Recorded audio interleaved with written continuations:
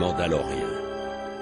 Entraînés dès leur plus jeune âge à se battre, leurs corps sont de véritables machines à tuer.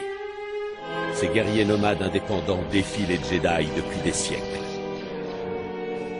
Les Mandaloriens profitent des conflits et admirent la force. Mais ils sont différents de nos homologues obscurs. Ils ne sont pas comme les Sith. Les Mandaloriens pensent que l'affrontement est nécessaire au développement, tant personnel que culturel. Les Mandaloriens vivent pour la guerre. Ajouté à leur soif de conquête, cela fait d'eux des êtres indéniablement dangereux. Cependant, nous devons reconnaître que leur désir de progrès n'est pas si différent de nous. Il y a même quelque chose de respectable dans leur sens de l'honneur acharné. Mais ce ne sont pas nos amis. L'allégeance des Mandaloriens à nos ennemis nous a coûté cher. Après la première attaque de l'Empire Sith, les systèmes stellaires continuèrent à tomber, jusqu'à ce que les Jedi arrêtent l'ennemi dans la bordure médiane. Pour la première fois depuis longtemps, la République put pousser un soupir de soulagement, mais il fut de courte durée. Dans les arènes de Géonosis, un jeune gladiateur était devenu célèbre. Il se faisait appeler le Nouveau Mandalore, un titre abandonné depuis des siècles. Un titre réservé aux plus grands, à un guerrier digne de diriger les Mandaloriens.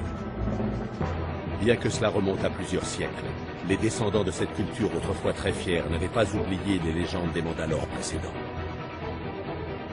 Venant de toute la galaxie, travaillant comme mercenaires et chasseurs de primes, lorsque le nouveau Mandalore lança son appel, ses fidèles sujets accoururent.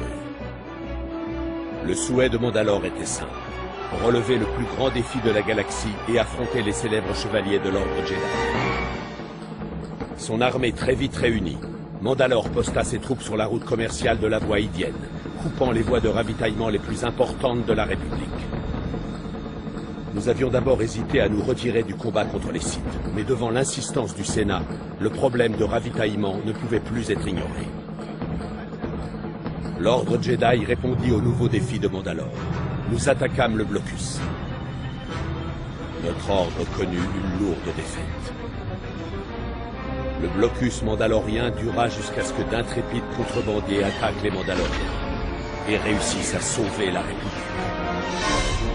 Mandalore entraîna alors nombre de ses partisans à la recherche de nouveaux défis, tandis que d'autres restèrent seuls.